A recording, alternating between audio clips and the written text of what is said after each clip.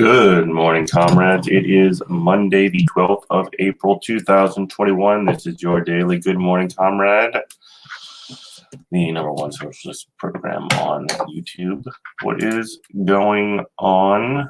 YouTube, Facebook Live, and Twitch going right now. Looks like we have G Wolf in chat. We also have, wait, just audio today? Wait, you can't see me? Wait, what? What's going on here?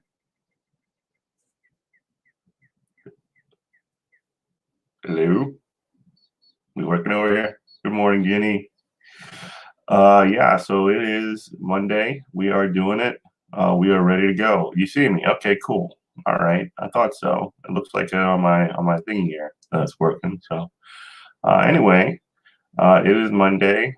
Got a little bit of funny news actually to cover. I did want to finish up on that story on the police goon squad, which we're going to hit on today. And I got a couple more stories sitting up in the breach ready to go. But first, let's start with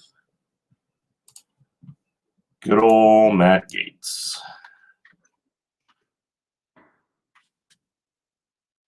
So we have a story. Oh God, some guys just can't catch a break, folks. Some guys just cannot catch a break. I'm doing good. I'm doing okay. How about you? Are y'all over all of the horrible Tonight, Congressman Matt Gaetz. Are you over all of the horrible tragedy of Prince Philip dying? I know that must be extremely difficult for you, knowing that you don't have a Duke of Edinburgh.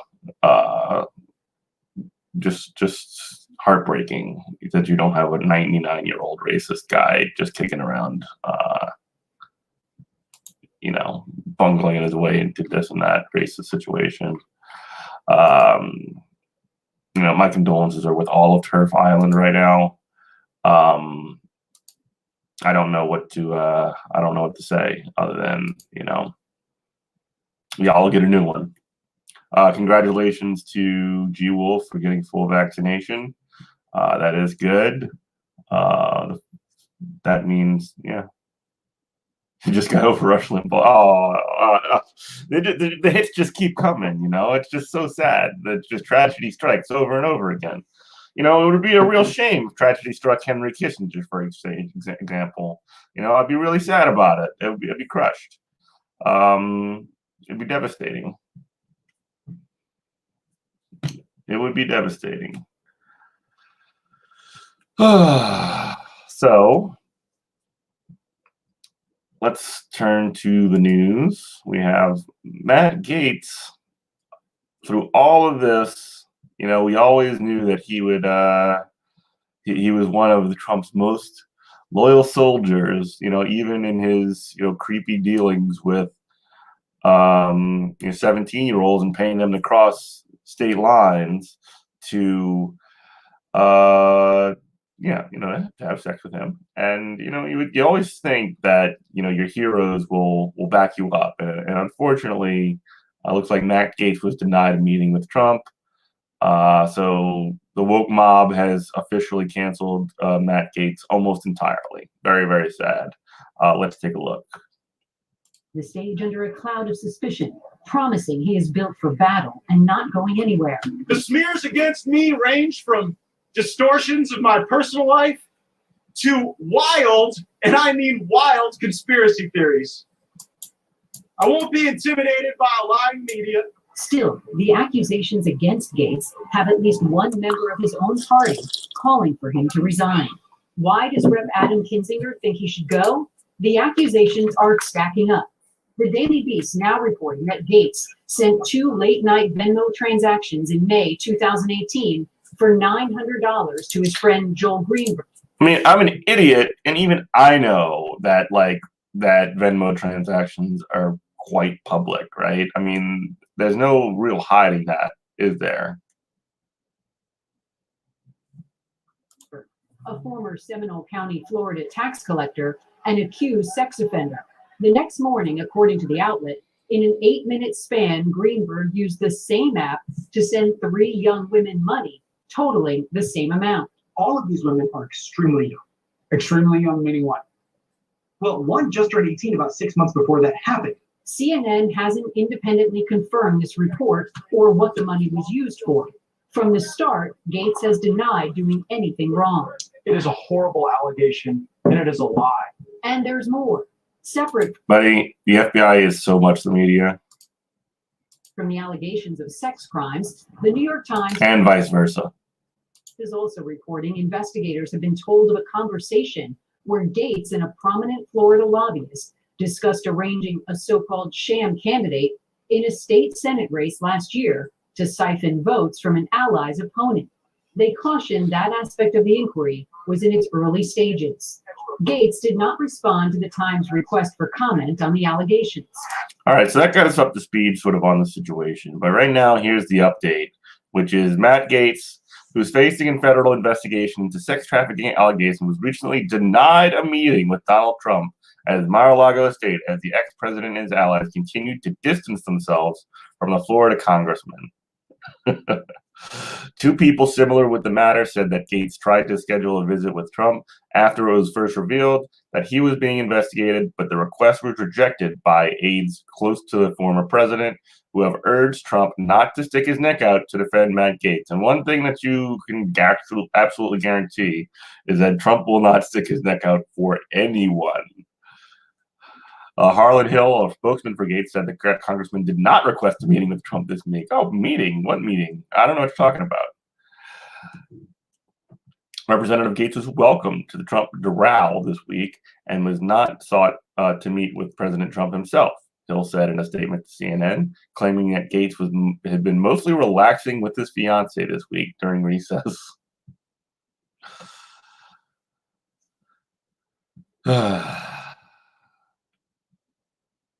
The interference by Trump's aides signals that Gaetz finds himself increasingly isolated as he withers a potentially career-ending scandal just months after he offered to leave his plum job in Congress to join the president's impeachment defense team. Trump has issued not only one statement about Gaetz, since his the public first learned of the congressman's role in a sex trafficking inquiry at the beginning. Trump denied ever receiving a blanket pardon request from Gaetz, which is just like, no, he didn't. Yeah. And noted that Gaetz' denial of the allegations against him. So basically, he kind of came out to defend. Now he's like, wait a minute, don't let that guy get anywhere near me. That freak, that creep. So that's funny. Following repeated requests for comment, Trump spokesman Jason Miller wrote in a tweet on Sunday that Gaetz did not request a meeting, and therefore it could not have been denied. So there's sort of conflicting reports here. If you got money, you're gonna become a lawyer. You can become a lawyer, G Wolf. Like if you got money and you go to school, you're gonna become a lawyer. Like it's not that prestigious of a profession, if you know what I mean. Yeah, media can be FBI sometimes, exactly. Your daughter said it was sad that DMX and the Prince died on the same day. I mean, it's sad that DMX died, right? I mean, it was very, very sad that DMX died. So yeah, Gaetz definitely given the brush off by Trump is very funny. Using Venmo payments, good Lord, what an idiot. But yeah, that's the update on Matt Gaetz. Yeah, you don't need to be smart to become a lawyer. You can be very stupid and become a lawyer. It's not that complicated. It's not that difficult.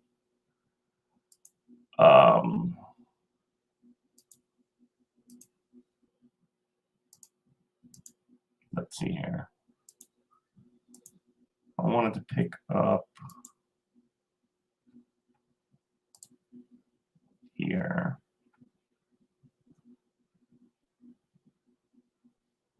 There it is, Goon Squad. So we talked a little bit last time about the NYPD. Okay. The NYPD has a Goon Squad that essentially breaks protests. Like that's the whole point of it. It's there to bust up protesters and violate people's rights, et cetera, et cetera. And we're kind of getting through a lot of this. There's so many documents that are a part of this, but we can just start this back from the top. Professor DMX, y'all gonna make me lose my Yeah. Yeah, it's sad. Very sad. There was this really cute video. Let me see if I can find it. I know I tweeted it out. Um, there was this really cute video of DMX riding on like one of those scary rides with his kid. I think it was his daughter, and I don't know. It was really kind of cool. I don't have it. Let me see if I can find it.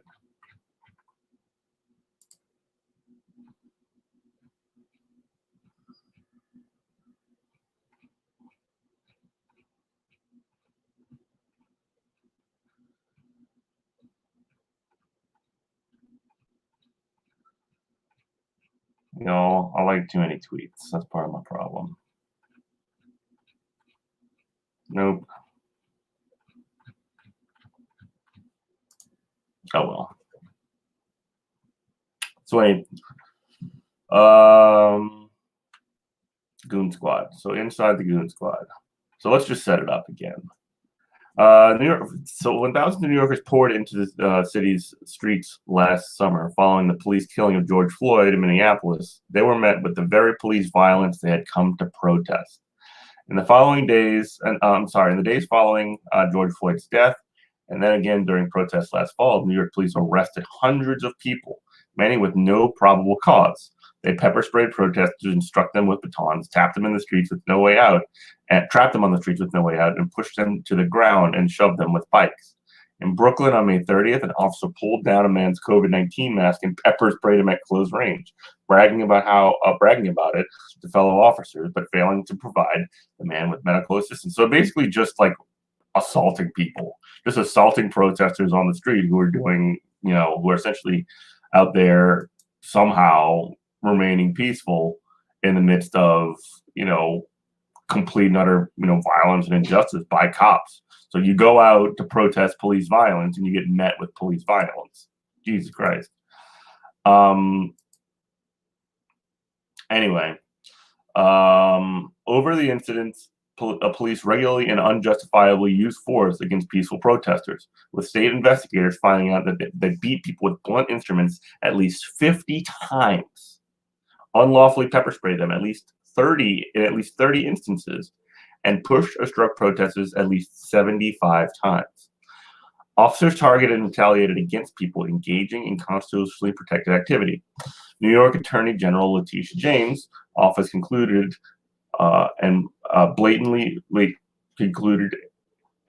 quote, blatantly violated the rights of New Yorkers. There you go.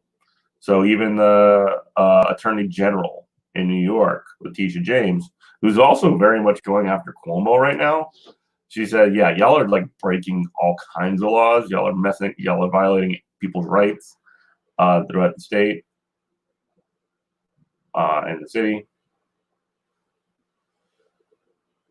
Leading the violent crackdown was New York Police Department's Strategic Response Group, or SRG, a heavily militarized rapid response unit of several hundred officers. Since its founding in 2015 to deal with public disorder events and terrorist acts, civil rights advocates have objected. So wait, hold on a second.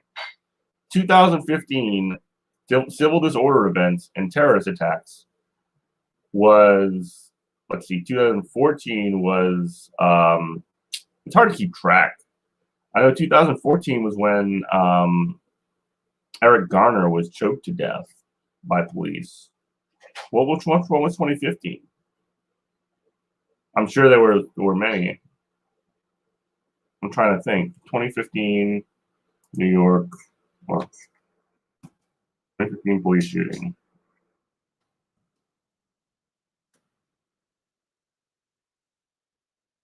Was nearly 1,000 people shot by police, so it might be difficult to narrow it down.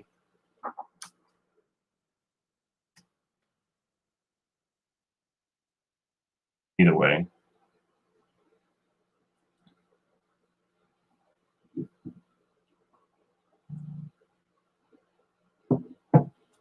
The pledge turn, so basically,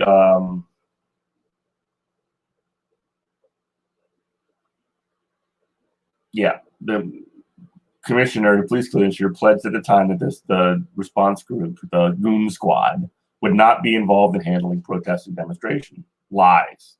Obviously, a lie. Huge lie. I like how Nazi SRG sounds. I don't like that at all.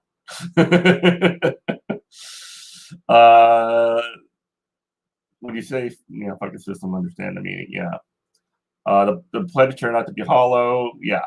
That same year, the SRG was deployed against Black Lives Matter protesters. Since then, the unit's armor-clad of officers and bike squads have become regular presence at protests. So basically now, because police brutality has caused a big backlash of protesters, the cops have just created a squad that would attack this. Yeah. That would essentially stormtroopers on the street. I mean, they look like the army, or they look like that, like they're in a war zone. So inside the SRG. Despite its visibility, little is publicly known about the SRG and how its specialized officers are trained to respond to protests. Even the frequently cited number of 700 SRG officers is an estimate. The NYPD will not confirm the unit's headcount. So that's crazy to me. The fact that you cannot, you have a public entity, so purportedly, right? The New York Police Department. And you want to know, hey, how many people does the NYPD have as a part of this program or whatever, this project that I hate to put it in these terms, but taxpayer money goes to this, right? And you want to, be like, hey, how many people are doing this? How many people are on these teams? NYPD like, I'm not telling you. Now a series of internal documents obtained by The Intercept shed new light on the police unit behind some of the most brutal repression of protests in the wake of George Floyd's killing. The Intercept is publishing 3 of the public records with this story, including SRG's guidelines and manuals for its force operations and bike squads. So there you go. We have 3 reports we're going to look through really quick. The documents offer a comprehensive overview of how the SRG, Strategic Response Group, operates. They outline the unit's responsibilities during routine assignments to precincts across the city, to which its officers are dispatched in response to spikes in crime and during special mobilizations, including to protests. The documents provide instructions regarding the mass arrest procedures. When they basically, take a whole crowd, they put a big old, a net around them, essentially, like one of those construction nets, and basically arrest everybody that gets in there. Yeah.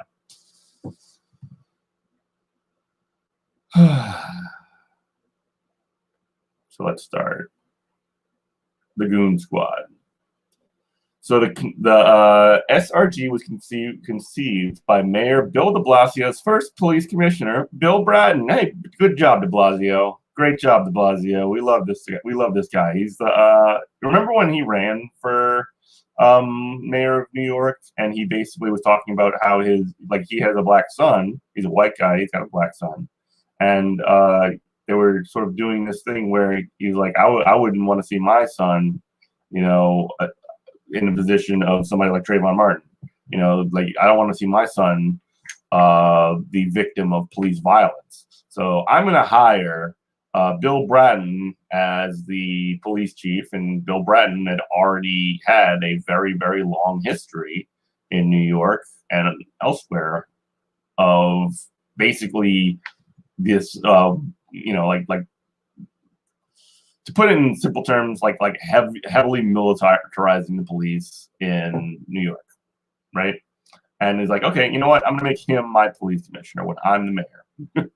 And that's what he did. Bill Bratton.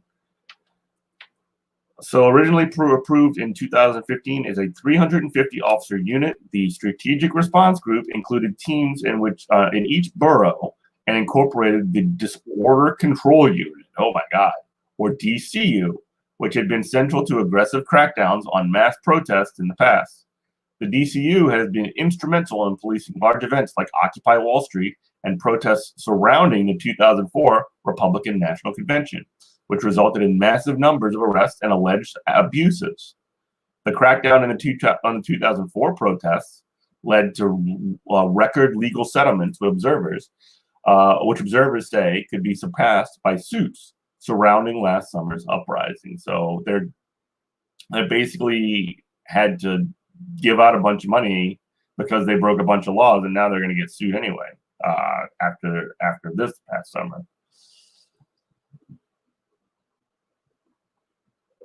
Within a year of its founding, a controversial push to expand the NYPD's headcount by 1,300 officers, just beef up the cops. That's going to solve the problem. Ended up doubling the size of the Strategic Response Group. Its budget quickly ballooned from $13 million to nearly $90 million. Holy crap. Equipped with state-of-the-art anti-riot gear and heavy weaponry, as well as a signature fleet of bicycles and combat armor-clad riders, the Strategic Response Group, a voluntary unit, attracted cops looking for, quote, more action. The most insane cops you could find to join this group. Many with lengthy misconduct records. Oh, cool. Not only are they hungry to smash some skulls, they've got a history of it. Since 2015, Strategic Response Group officers have met peaceful protesters with violence, failed to intervene as far-right activists assaulted counter-protesters, and participated in the fatal shooting of an unarmed man. Despite initial reassurances to the contrary, the Strategic Response Group ended up policing protests far more than it did any counterterrorism work.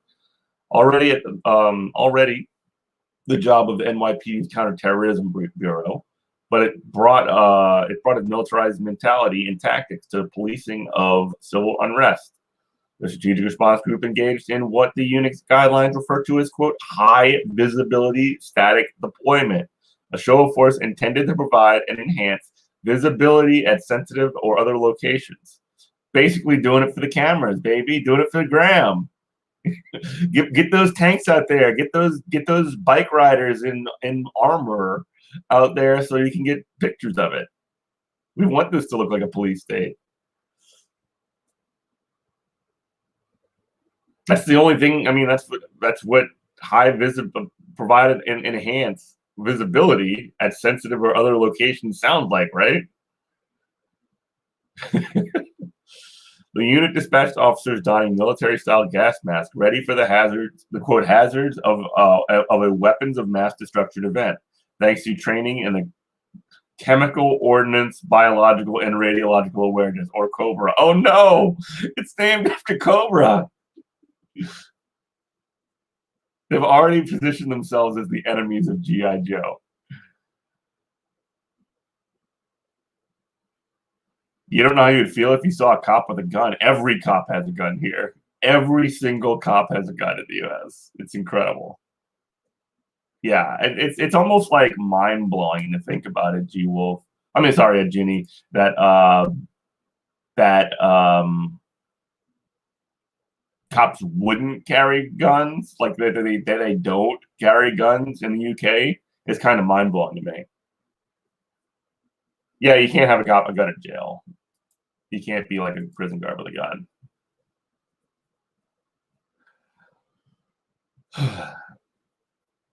Organizers like Kang of Communities United for Police Reform opposed the formation of Strategic Response Group in its early days, not least because of the group's conflation of protests with terrorism. Yeah, they basically say they're the same thing, right? The Strategic Response Group was quickly deployed to protest, despite reassurances that it would not be, was to Kang emblematic of the NYPD being able to unilaterally do whatever it wants at any time that it wants. Kang noted that the department faced no pushback from the administration over its broken promise and added that the city council did not hold a hearing about the Strategic Response Group until a public uproar over its role in the arrest of immigrant rights activist Ravi Rigbar by federal immigration agents in 2018. So basically, There was no public discussion about this. The police just decided, like, let's just do this secret, black op, and we won't discuss it. We'll pretend it's not real until we have to, essentially. The SRG's abuses reflected broader issues with NYPD as a whole. Yeah.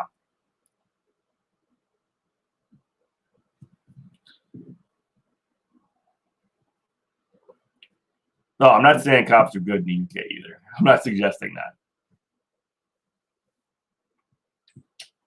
But like cops have an arsenal on them now. They have like pepper spray, they have a taser, they have a club, they have guns. It's just so much. They have just so many options to hurt or kill somebody. The Strategic Response Group is a symbol of hyper-aggressive, militarized, unaccountable police force in New York City, but that's not exclusive to the Strategic Response Group. We have to understand that this is part of the fabric of how the New York Police Department has historically treated protests and has historically treated Black, Latinx, and other communities of color. Exactly. I mean, look at them. They all have their hands up in the air. That doesn't look like they're causing any kind of problems, does it? Oh, excuse me.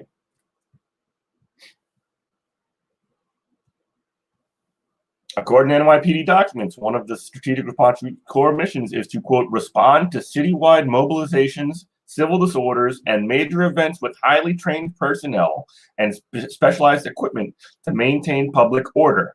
So that does not sound like terrorism to me. I mean, the idea of they said that initially this was to fight terrorism, right? And they're now supposed to respond to citywide mobilizations, civil disorders, and major events. Yeah, that's perfect, isn't it? Good morning, Top Damage Wizard. Unlike with emergency calls, the Strategic Response Group often has advance notice and time to prepare for protests. As soon as a detail is approved, a Strategic Response Group field intelligence officer begins compiling so basically they do intelligence immediately. Oh, there's a protest here. We saw that there's a Facebook event. All right, well let's like snoop on every single person that says they're even interested in going, or everybody that's invited.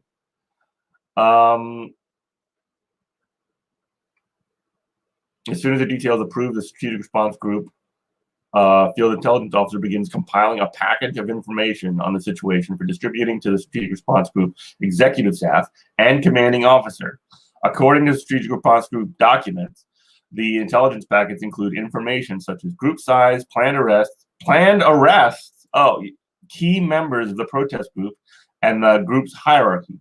Based on the intelligence, the Strategic Response Group executives make tactical decisions and supervisors debrief officers on the response plan, including, quote, past history of the event or others involving this location or organization. Other Strategic Response Group documents repeatedly refer to the unit's reliance on intelligence and the monitoring of social media. So they're watching you, folks. They're watching you on Facebook.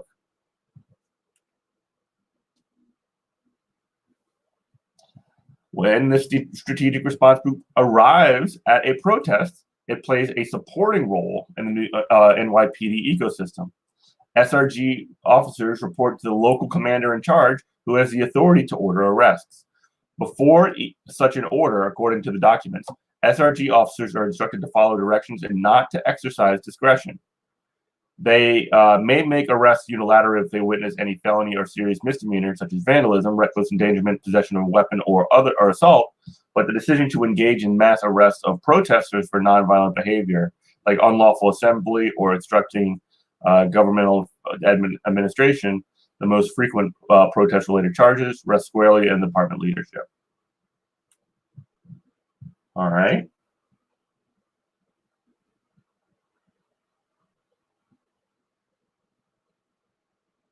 Oh, they come heavily equipped. So as the NYPD's premier riot breakers, the SRG units come heavily equipped. Of course they do. ready to make a show of overwhelming force against the demonstrators. Again, doing it for the gram.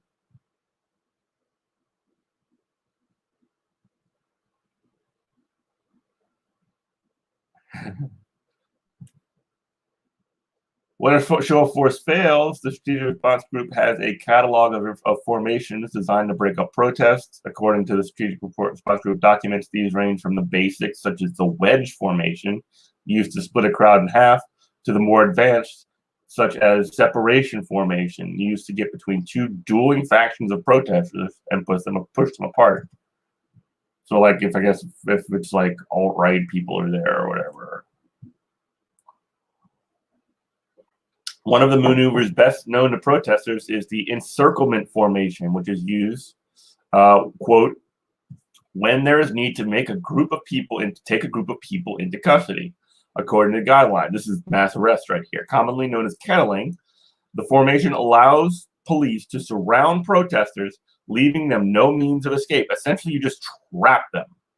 You trap them in a part of the city. And I mean, yeah, you encircle them and you just arrest whoever's caught up in the middle. Encirclement formations can be as small as one squad of 8 officers or as large as an entire platoon of 4 squads. And in either case, the move to encircle protesters indicates that the decision to arrest has already been made. The document notes and that the targets have been chosen. On paper, the Strategic Response Group's formations may seem well organized, but in practice, their execution is violent and chaotic.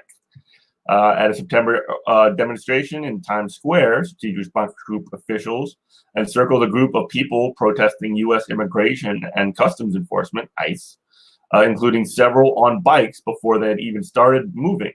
A protester who took several videos of that day told The Intercept, quote, "The moment the bikes lined up on the street, the NYPD just immediately rushed over, started grabbing people by their hair, like 5 or 6 officers per person, throwing people on the ground, arresting all the bicyclists," he said. The protest hadn't even really started yet. So imagine that you're just getting there. You're prepared. You're like getting ready to start, like, you know, protesting this, like, dragnet, like, I'm sorry, separating people's families. You know, camps at the borders, you know, stuff that's still happening with Democrats, by the way. But like before you even like come together, before you even talk to one another, when you're still like getting your people in, you know, not even necessarily like lined up, but sort of figuring out what's going on here. You already got cops just attacking people by the, you know, half a dozen at a time. The bike squad. Oh my gosh.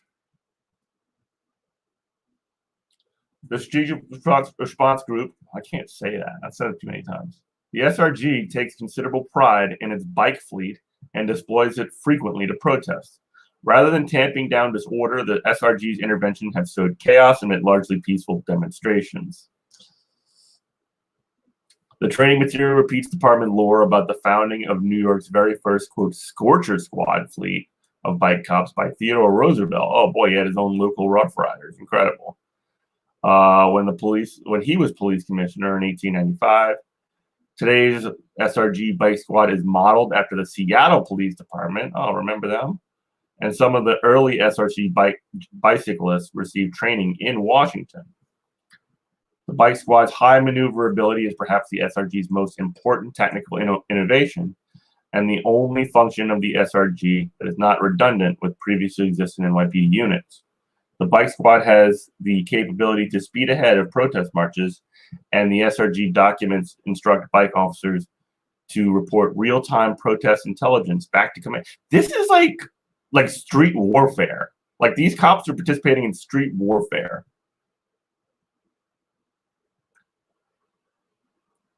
The bike squad has the capability, such as overhead plans, identities of aggressors and ringleaders, presence of improvised weapons and injuries. The bike units can also move ahead to flank protests, selectively blocking streets to dictate the path of an oncoming march. Training documents say that in close quarters, the bicycle represents a, quote, force multiplier. One cop on a bicycle can take the place of 3 officers with batons. In addition to bike versions of on-foot formations, the bike squad has its own moves, such as the power slide. Wow, that sounds like something out of Mario Kart. And the dynamic dismount, which consists of an officer lunging from a moving bicycle without breaking speed, taking down a suspect by surprise. What? I want to see this. Get bicycle up to a controlled rate of speed and aim for target. While in attack position, swing right leg over rear of bicycle. An SRG bike squad training module states. This sounds like a lot could go wrong. If you're like trying to like find somebody, chase somebody down, whip yourself off your bike like while it's moving, and then like grab somebody and take them down, that sounds like you can really, really hurt yourself or the person that, or both, or even like people that are around. This sounds like an extremely dangerous move. After step through, place right foot on ground and dismount bicycle, make contact with subject and proceed with arrest or rescue. Holy shit.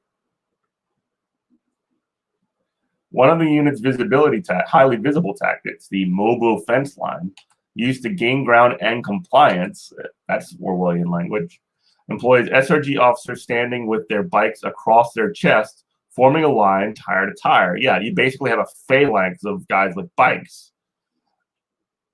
which is a military formation, by the way. Shouting, move back, the bicycle fence will advance aggressively over short distances. When a mobile fence line rakes across a protest area, it is because the police intend to make arrests, according to the documents. One way to, that this happens is with a maneuver called BLAM. Oh, God. The bike line arrest maneuver. Oh, Jesus.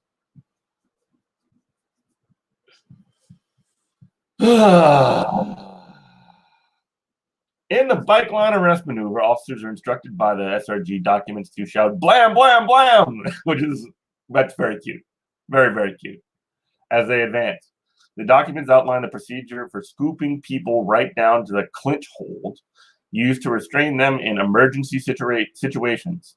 The clinch maneuver is control of subject's head by clinching your hands and arms behind the head of subject and bringing head to your chest. So essentially, you're doing like a grapple, almost like in a position where you would, put them hands behind the head, and like where they usually see like Muay Thai knees or something like that. The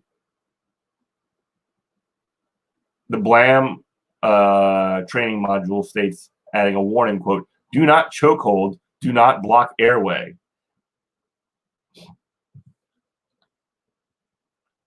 During the June 4th incident in the Bronx, SRG officers used bicycles as weapons in what Human Rights Watch later described as, quote, planned assault on protesters. And this is all planned. I mean, clearly you have documents showing that this is a planned strategy. In public testimony to the Attorney General's office, demonstrators described what happened when the SRG bike squad's mobile fence line activated. Quote, "The officer line in front of me gave a command, and they raised their bikes and rammed into me and all protesters in front," testified Sammy Gisu, an adjunct professor at John Jay College, adding that it was also pepper sprayed during the incident. Holy crap. Others described being squeezed by the advance. Another protester arrested that night, Christina Ellsberg, described how the SRG trapped a group of protesters. Quote, "They tightened their ranks and forced us together using their bikes and swinging batons until we were crushed and trampling each other." Ellsberg said in the testimony, quote, "At that point, police set in. People were screaming. Others were struggling to breathe." So, like, yeah, cops just, like, going out of control. They just, like, looking. I mean, it even said in the article that, and again, this is important, like the cops that they would bring in were volunteering for this kind of thing, one, and they often already had records of misconduct. So like you're definitely getting like this is as Goon Squad. Like Goon Squad is the most appropriate name for this bunch of goons.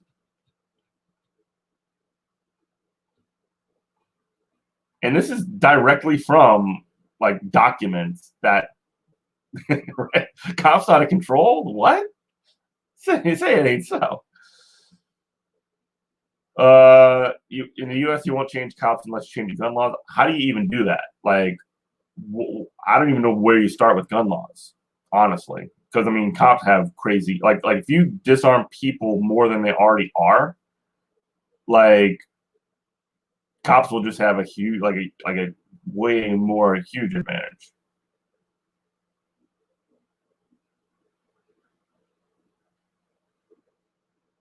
Y'all have been busy in chat. Okay. Yeah. There's a little bit on reform. Lawsuit. Yeah.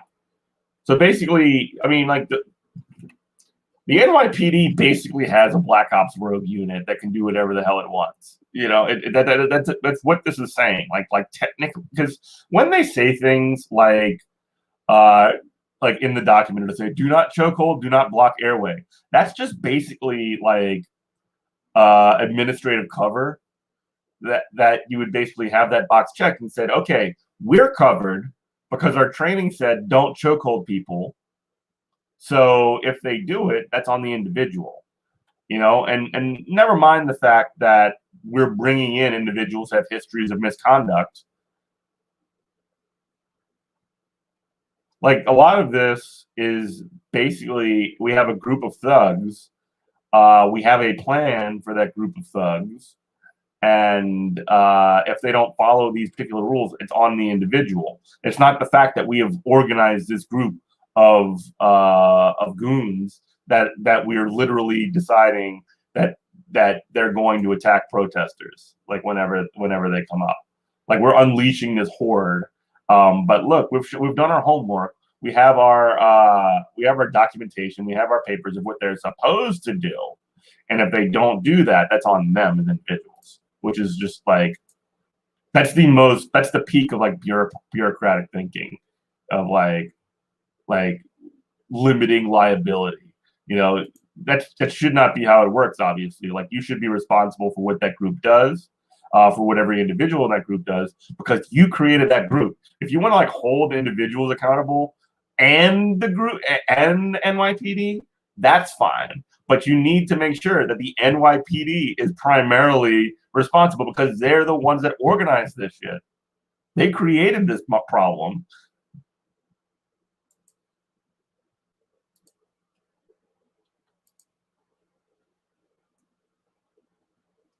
All right.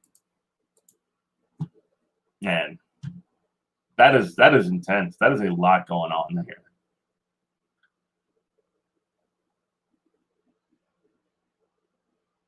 I love when they have quotes like this. The NYPD protects the constitutional rights to peaceful protest and works to ensure the public safety for any New Yorker exercising their First Amendment rights. Many different units of the NYPD respond to major events, including protests, to ensure the safety of the public at these events. I mean, like just looking back at this is very, very, very, very, very, very funny to me. Like, you know what protects rights? You know what protects First Amendment rights? Having a phalanx of bike people shouting blam, blam, blam, and like sweeping to arrest people. You know what protects rights? Somebody who's riding a bike and has a specific practice maneuver where they swing their leg over, slide the bike, and like tackle somebody. That's what protecting rights looks like, honestly. That's what it is. That's protecting rights. I mean, somebody mentioned earlier that like this is very, very sort of like SS like, and I mean they're not wrong. I mean, look at that. Look at and look at the cops. Like, look at first off, bunch of porky boys, bunch of chonkers. But look, taser. That looks like I don't know if that's multiple pepper sprays or if it's like one pepper spray, two pepper sprays here or what. Zip ties for cuffs, batons. I mean, like, there's just weapons all over the place. Obviously got a radio to bring in more people who have all that same shit. Like, it's just an absolute, like, arsenal that cops get in the U.S. And those zip cuffs, by the way, if you remember, that those are the cuffs that the guy brought to the Capitol. Those are the kind of cuffs that the guy brought to the Capitol to try and, like, arrest Congress people or whatever. We need to remember the police idea started to stop workers from forming unions. Yeah, I mean, like, that's exactly right. It's just like a municipalized version of that. I mean, not to mention that, I mean, it's different in different regions, but like in others, in like parts of the South too, like police agencies started as almost like slave patrol groups. Yeah, cops protect property, they don't protect people. That's the whole point. The cops protected people that would, you know, not murder so many folks. But yeah. And again, the response to, like, protesting police, like, that's just like the thing that makes me, like, extremely hopeless about this whole thing is, like, this is in response to protests about police violence. And basically the answer, whether they mean to say this or not, is, oh, you ain't seen nothing yet. You want to see police violence? Here you go, you know?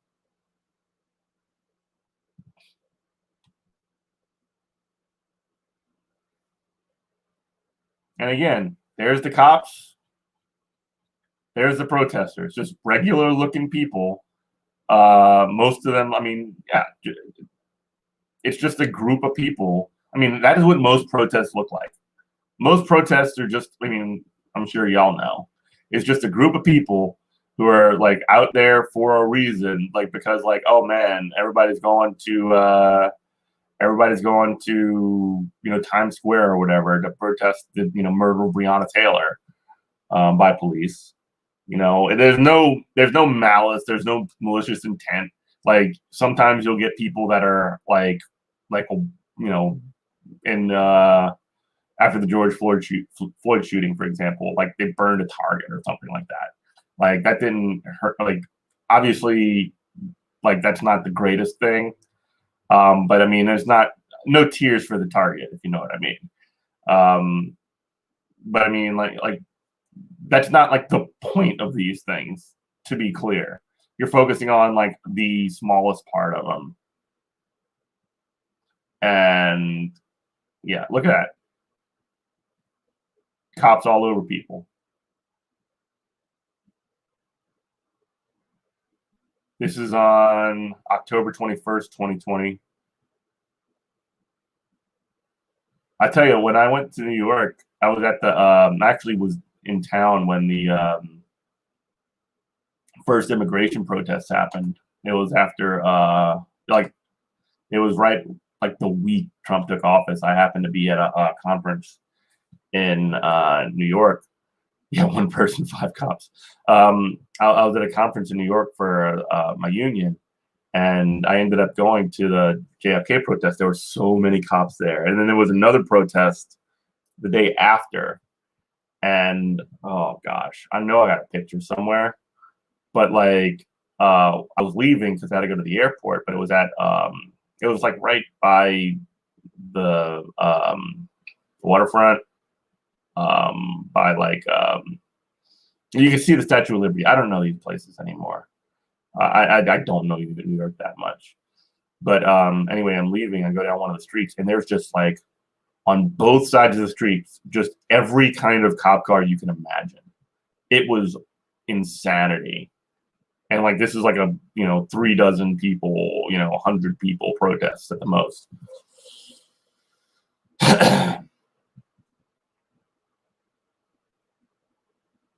BMX cops. Jesus.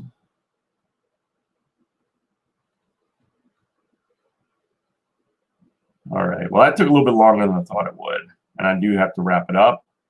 But yeah, thank y'all so much for watching. G-Wolf, Jenny, thank you for being good chatters. I saw Robert drop in there somewhere. But I will see you guys tomorrow. I have send me stories on Discord. I have a couple things backed up that we can get into, a couple videos to watch perhaps. And yeah, we'll see how things are going.